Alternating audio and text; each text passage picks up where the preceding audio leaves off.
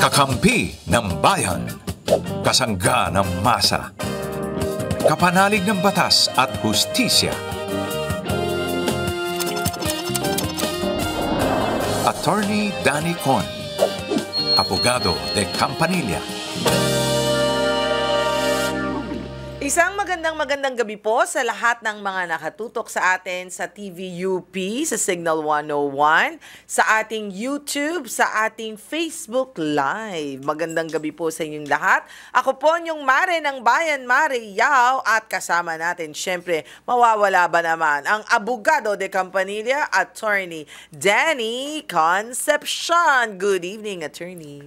Magandang gabi rin sa iyo, Mare, at sa ating mga kababayan na walang sawang sumusubaybay sa ating palatuntunan. Magandang gabi po sa inyong lahat. Ayan, magiging makabuluhan, may tawanan, may kasiyahan, may dagdag kaalaman. Yan po ang handog namin sa inyo ngayong araw na ito. Pero para naman sa mga gustong sumali sa ating talakayan at baka mali mo, magbigay sila ng opinion, magbigay ng suggestion, or magtanong. Basta bawal ang chismis. Ay. At bawal ang fake news. Ang fake news. Yan. O, eto na pong mga numerong pwede ninyong tawagan para kayo po ay makapagtanong. Ano ba ito, Attorney? Kapag ang telepono po ninyo ay Globe, 0954-310-0331. At kung Smart, 0961-770-8807.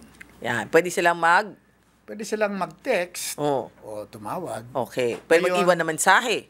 Opo, kasi kung nag-text kayo at hindi namin kayo nasagot, ay magantay lang kayo.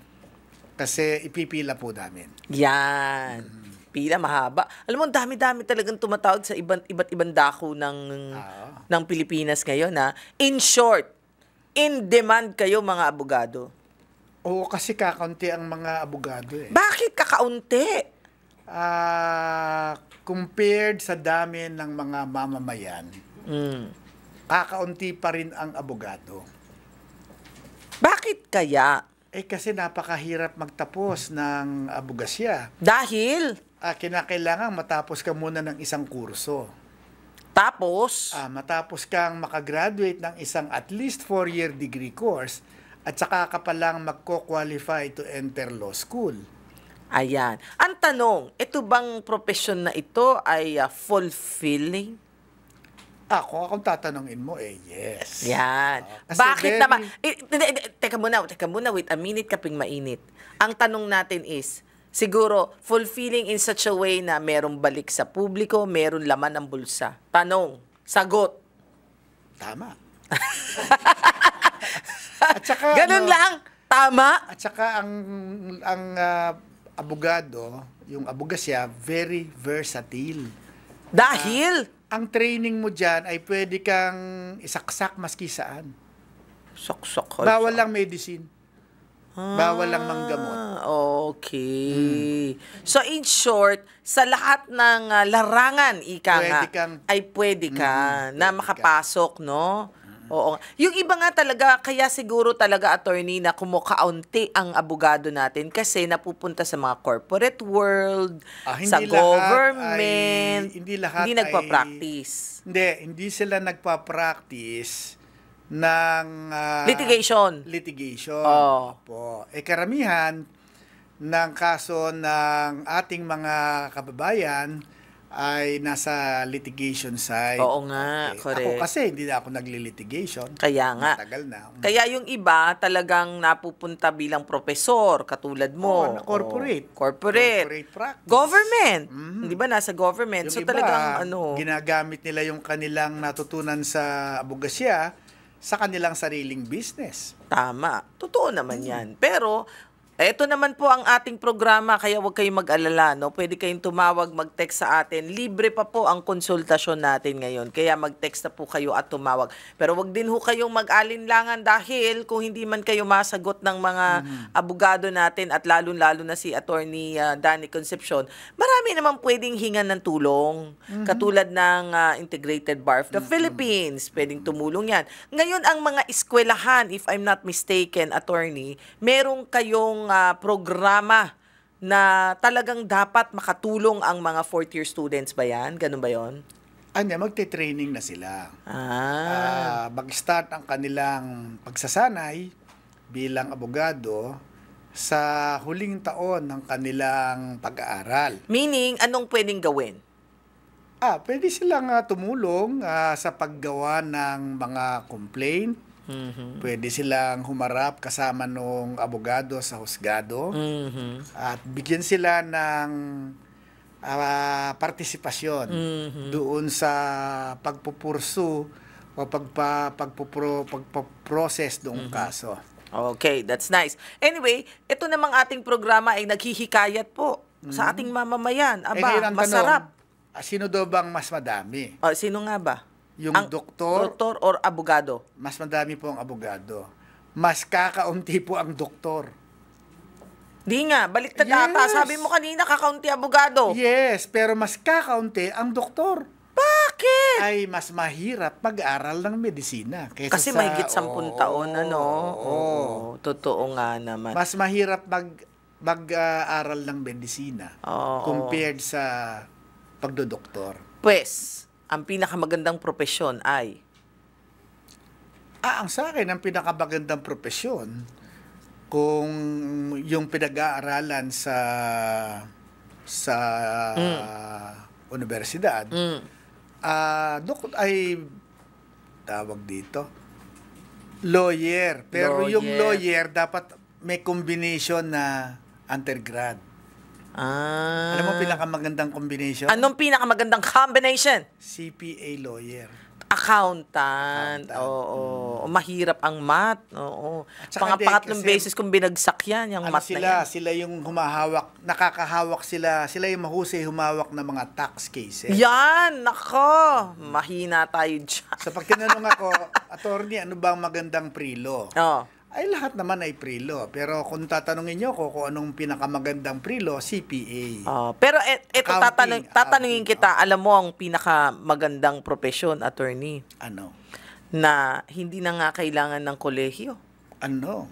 Excuse me po? Ano? Housewife. Ganon? Ay, ang hirap ng profesyon na yan, ha? 24/7 yan. Sabagay. Napakahirap niyan, ha? Hindi na nga Meron nga kailangan akong ng ano kaibigan yun, eh. Oh. Sabi ko, paglaki mo, Lumaki ba siya? lumaki naman. Lumaki. Bata pa. Bata pa, okay. Anong gusto mo paglaki mo? Parang gusto ko pa maging first lady. Pwede, Okay yan, pwede. okay yan. Okay, ang taas ng pangarap niya. Taas ng pangarap. Very good naman siya. First lady. Sige. Okay, so alam niyo na magandang profesyon, ha? Pwede kayo mag-aral ng abogasya dahil konti lang daw ang ating abogado. Why not? Di ba? Why not? So, pursigihin natin yan, ha? Pwede kayo magtanong dito sa ating programa kung paano makapasok sa isang law school or something. Pwede rin yan, ha? Dito sa ating programa. Okay, eto na. Si Carla. Are you ready? Kay Carla. Sige. 28 years old ng Quezon City. Attorney, gusto pong mag-file ng barangay blotter laban sa stalker ko. Alam ko lang ang pangalan niya at ang barangay at lungsod kung saan siya nakatira. Saan po ako dapat mag-file ng barangay protection order? Sa barangay po ba? Or sa barangay ko? O sa kanya? O sa barangay ng office namin? Pero resign na po kasi siya eh. Maaabisuhan po ba siya kaagad at gaano katagal po ito masaserve? Ay, may stalker siya. Oo. Mahaba hair ni Carla, Magandara Park siguro siya. Pwede. Oo. So, may stalker siya, may tumitingin-tingin sa kanya. Bakit naman ayaw mo? Tatakot ka, friend? Minsan kasi nakakatakot na kapag Obsessed na. obsessed na. Alam mo yung napanood mo ba yung pelikulang Fatal Attraction? Ayan! Diba? Kailan nga yan? Bata pa ako noon eh. Sabi ko- 10 years old lang yata. Ayan! Oo, hindi ko alam Si yan. Glenn Close yan. Ayan. At saka Paano nga? I think si Sino? Michael Douglas. Nako. Ay, pogi yun si Michael Douglas, ha? Oo. Poging-pogi yun, ha? O, sige. Meron din ako mga napanood na ganyan So nakakatakot siya. Nakakatakot. Kaya ang tanong niya, Ang saan tanong daw ba niya, siya hihingi ng protection order? Hindi, siguro tanungin muna natin kasi sabi niya magpapa-barangay blatter daw siya. Tama ba yun? Well, pwede. Oo. Pero nga ang tinatanong niya, saan ba siyang barangay pupunta? Oo. Ang sa akin, pwede kang pumunta doon sa barangay kung saan lagi siyang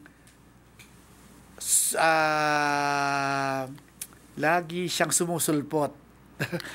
Di doon sa bahay niya siguro yun. Ay, hindi natin alam kasi mula sa trabaho, pauwi ng bahay. Kapag ikaw nasa loob ka ng bahay mo, baka meron ka ng feeling na secure ka. Pero doon sa pagta-travel mo, mula sa place of work mo, papunta sa bahay mo, baka wala kang feeling na na secure ka.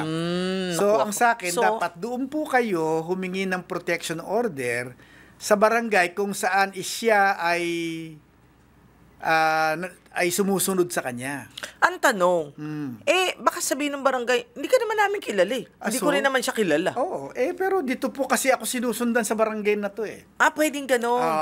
Paano kung kasi yung protection order ang magpapatupad doon ng barangay. Kung doon siya hihingi ng protection order sa barangay niya, ay baka sasabihin ng barangay niya, ang layo-layo nung lugar kung saan siya sumusunod sa iyo. Hindi kami makakapunta ron. Okay, question. Pwede ba lahat na lang ng barangay? Pwede rin. Okay. Pwede bang pulis? Pwede rin. Kaya lang yung pulis, kinakailangan na nandyan talaga siya, na hindi sila makakaakto kung walang ginagawa yung tao. Paano kung nakatitig lang sa kanya, titig ng titig, sinusundan siya? Anong tawag mo doon? Ang problema kasi yung pulis, hindi nila kayang maglagay ng isang pulis para ikaw ay bantayan. Hindi siya bodyguard. Oo, hindi. Magiging bodyguard mo yung pulis. Hindi pwedeng gano'n. Okay. So kinakailangan na kung talagang mahigpit na ang pangangailangan ng proteksyon niya, kinakailangan niya nang pumunta sa husgado. Para? Ang husgado na ang magbibigay ng order. So, pwede niya rin gawin yun? Kasi, ang protection order na ibibigay ng husgado, pagbabawalan yung tao na lumapit sa iyo within a certain distance. Pag siya lumapit sa iyo ng malapit, tawag ka ng pulis. Itatawag ka lang ng pulis. Ito po, may protection order po ako. Okay. Arestuhin po niya. May ganun. So, pwede nga siya ano na lang. Pumunta na siya ng husgado. Sa husgado. Pero kung talagang takot na takot ka na. Pag takot na siya, at ang tingin niya ay hindi na talaga siya safe. Totoo yan. Kasi you will never know when you're going to be safe. Baka nga naman, tama nga naman. Well, sa dami ng pelikula na napapanood natin minsan, di na natin alam na meron ngang ganyang klaseng tao. Baka serial killer. Wag naman. Tinakot agad. Parang sa Netflix, di ba? Wag mo naman takutin. Takot na nga. Sige. Eto na. Si Sandy ba ito? Sandy ng Binangonan, Rizal. Hello, good evening. Anong pangalan niyo po? Sandy? Candy? Hello? Nawala. Sige, balikan natin siya mamaya. Text. Tawagan natin siya mamaya ulit. Ito naman, si Lian, 27 years old ng Calambas City. Nabully po ang pinsan ko sa isang public live stream. Hindi siya pinangalanan. Pero malinaw sa context at comments na siya ang tinutukoy, may mga insulto pa tungkol sa itsura niya. May partial screen recording kami. Tago natin yung pinsan niya sa pangalang Lian. Okay, may partial screen recording kami at umamin sa chat ang mga nag-live na siya talaga ang pinag-uusapan. May laban po ba kami kung mag-file kami ng cyber libel or defamation kahit walang pangalan na binanggit o baka kami pa po ang mabaliktad? Siguro ang tanungin natin, tama ba yung sinabi niya na cyber libel, defamation or cyber bully yun? Pwedeng defamation, depende kasi kung Anong sinabi? Ano ang sinabi at saka kung ano ang sirkumstansya. Okay. Ano ba ang sirkumstansya? Okay, Pero ngayon kung ito, ito mukhang cyber libel lang kasi mukhang nasiraan lang siya. Okay, hindi naman po kinakailangan na pangalanan Ang isang tao. taong nilalait sa cyberspace, Hindi naman po kinakailangan pangalanan siya. Basta po ang importante ay i-establish natin na talagang siya ang tinutukoy nung panglalait na nagaganap sa cyberspace. Okay. Ay kamukha nito, may mga umamin na ikaw nga ang pinag-uusapan dito. Sino ang madedemanda dyan, attorney? Yung nagla-live or yung mga nagsasabi ng hindi maganda?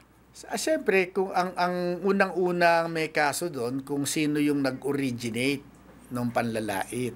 Hindi yung nagla-live. Hindi, lahat ng magpapasa nito o lahat ng magpa-participate. Kasi kung live yan, nag-uusap-usap sila eh. Oo. Hindi naman. Kunwari, ako ang nag-live. Halimbawa, sinabi ko, ganun ba? Ganun ba? O talaga, wala akong masamang sinabi. Pero kung, oo nga, talagang... ang gets nga, chararat, ganon. So, siya ay nag-participate na rin sa panglalait. So, yung nagla-live, not necessarily na siya yung may kasalanan. Hindi, definitely Depende. kung sino yung nagsimula. Siya may kasalanan. Ngayon, kung nag-participate siya, okay, doon sa panglalait, kasama siya. Tanong. Pero hindi siya nag-participate, pero halimbawa, meron dong message, ipinasa niya, baka sumabit din siya. Okay. Ang tanong ko, yung ganyang klaseng cyber crime, no, kanino fina-file yan? Sa husgado. Sa husgado rin, pero siyempre, same bago lang. ito makarating sa husgado, dahil ito'y krimen kinakailangan mo nang mag-file siya ng criminal complaint sa piskal. Okay. So, parang regular na crime din siya. Kasi crime din siya. Okay. Sige, sana ay nabigyan ka ng kaliwanagan sa sinabi ni Attorney Danny Concepcion. Eto na muna si Ana ng Rizal. Hi, Ana! Magandang gabi. Mariao at Attorney Danny Concepcion. Hi. Hindi na si Sandy. Hindi na si Sandy. Parang putol-putol. Wag ka mag-loudspeaker, ha? Yung regular call. Yan. Sige, pakipatay yung loudspeaker. Okay, sige. Salita ka ulit, Ana. Ito po, na-receive na po. Medyo. Sige. Medyo konting lapit pa dun sa mouthpiece. Ito po, okay. Yan, very good. Ano ba ginagamit niya? Cellphone? Oo. Naka-cellphone ka? Cellphone po. Sige. Cellphone. Tapos Mag-earphone. Earphone ka. Okay. Kaya ba? Wala po akong earphone. Wala siyang earphone. Kasi Sige. mag-feedback, Sige, okay lang. Ana, ano ang tanong kay attorney? Kaya pa naman ng Kaya pa ng pares pandinig namin.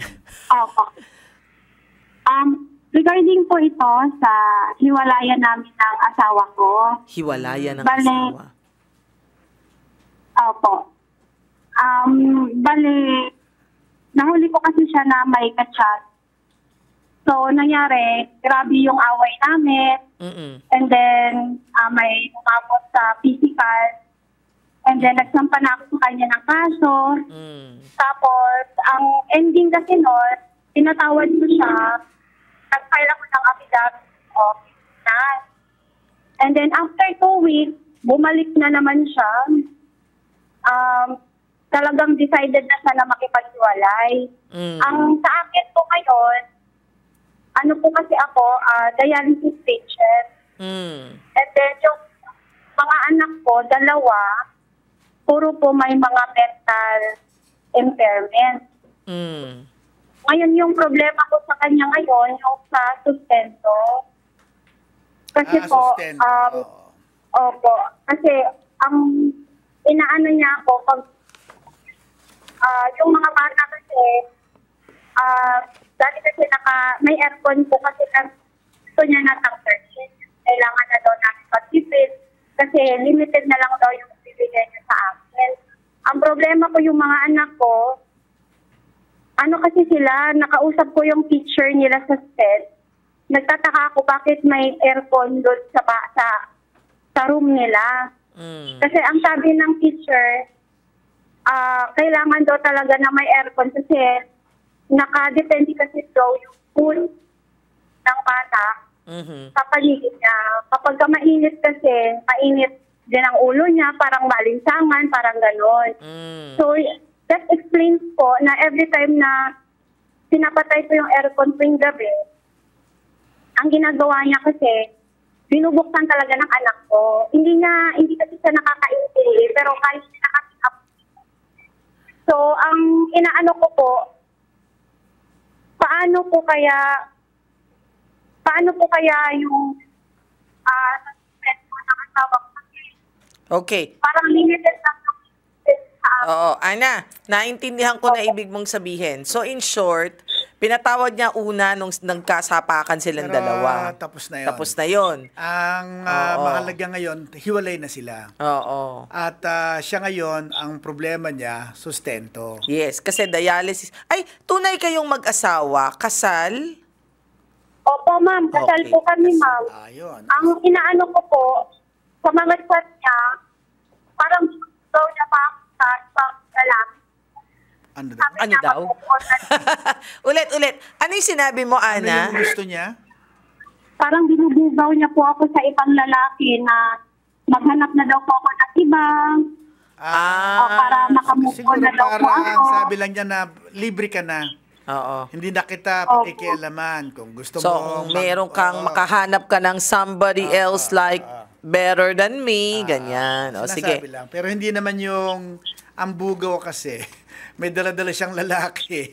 Dala-dala niya para sa'yo, ganon. O. Pero nagpe-pretend siya or hindi ko alam kung kabit po ba yung kausap ko. Kasi laging hindi na, parang third party na yung kausap ko kasi laging sinasabi na wala ng pera si Jibar, hindi ako sugar mommy. Gumaganon yung kabit niya kasi yung kabit niya na yung nakikipag-usap sa akin. Hindi, pero ano na yun tapos ka na dyan. Dahil kasi pinatawad mo na sila di ba? Hindi ko po sila sinabihan na payag na ako sa kanilang dalawa. Wala po akong sinasabi. Ang pinag-uusapan lang Ano yung sinabi mo na pinatawad mo na siya? Yung physical nila pinatawad dalawa. physical po. Nag-physikalan sila eh. So nung ikaw ay ginulpe. Nagulpi siya. Mister mo. So pero hindi mo siya pinatawad Sa doon sa pagkalunya. pambabae niya. Pero hindi ganoon ang intindi ko sa iyo Parang ang sinabi mo, nagkaayos kayo. Okay, kaya nga hindi mo na rin siya dinimanda. Pero para nangako siya na hindi na niya babalikan yung kabit niya, pero bumalik pa rin. Opo. Ayun. So parang nung nag-okay ka sana sa past, yung past niya pinatawad mo na. Yung future after nung nagkasundo kayo, hindi mo naman pinatawad 'yon. Pero 'yon panibagong usapan 'yon. Kung meron kang ebidensya na nakikisama itong mister mo sa kanya, meron na silang sexual relations, pwede mo na siyang idemanda ng adultery. Okay. Idemanda mo siya ng adultery kung meron kang ebidensya. Pero, tatanungin kita, ano ba ang mas mahalaga sa'yo? Yung makulong yung asawa mo o yung mabigyan ka ng sustento? Kasi pag ang asawa mo nakulong, definitely wala ka ng sustento dahil Nakakulong siya. Nakakulong siya. Anong gusto mong mangyari, Ana? Yung important na lang po sa akin ngayon, ma'am, kung sakali po, sa suspenso na lang. Okay. Tanong ko na lang din po, kasi hindi ko na, wala na rin akong Sige. kakayahan na maghanap ng trabaho. Ganito. Opo. Okay. Yung bang asawa mo, malaki ang sweldo sa trabaho niya? Yes po, sa area manager po siya sa private company. Sige. Di ganito. Ang isang asawa kasi, hindi mo naman siya mapipilit na magbigay ng sustento mas malaki pa sa kinikita niya. At kung may kinikita siya, ay kinakailangan din naman niyang maglaan ng halaga para sa sarili niyang Pangangailangan. Oo. Siyempre, mamamasahe yan, magdadamit yan, kakain yan. So, meron din siyang pangangailangan na personal. Kaya ang sustentong ibibigay sa iyo, base dun sa kanyang kita. Mas lumalaki ang kita niya, mas lumalaki ang kanyang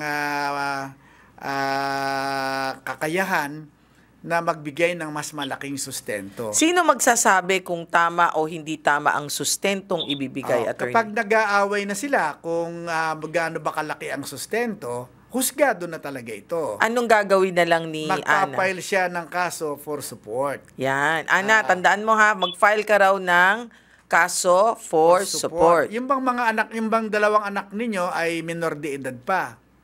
Opo. Ayun. So, di ikaw din ang magpa-file ng kaso for support dun sa dalawa ninyong anak na minor de edad. Pero hindi naman ikaw makakapag-file ng support ng ikaw lang. Tama. So, pinakamaganda nito, pumunta ka sa isang abogado at kung wala ka namang ikakayang magbayad, pumunta ka sa Public Attorney's Office. Oo, sa PAW. Sa PAW. Doon malapit sa inyo. Okay? Nakuha mo, Ana? Opo. Okay. Opo, Good luck ha. Good luck ha. Okay. Okay. Salamat. Salamat ng marami and God bless you. Anyway, Thank you po. Thank you din. Nakakapanlumo yung mga ganyang klaseng mga pangyayari. Pero, well, that is life. Kailangan talaga natin na minsan magpakatatag, no? At syempre, ilaban natin kung kinakailangan. Okay? Hanggang sa muli po, tapos na naman ang ating 30 minutes. Ang bilis-bilis talaga. Anyway, tawag at mag-text kayo ulit sa ating susunod na mga episodes. Hanggang sa muli po, ako yung Mare ng Bayan, Mare Yao. Atty. Danny Con po, abogado de Campanilla ng Bayan, hanggang sa susunod po nating episode. Bye! God bless you!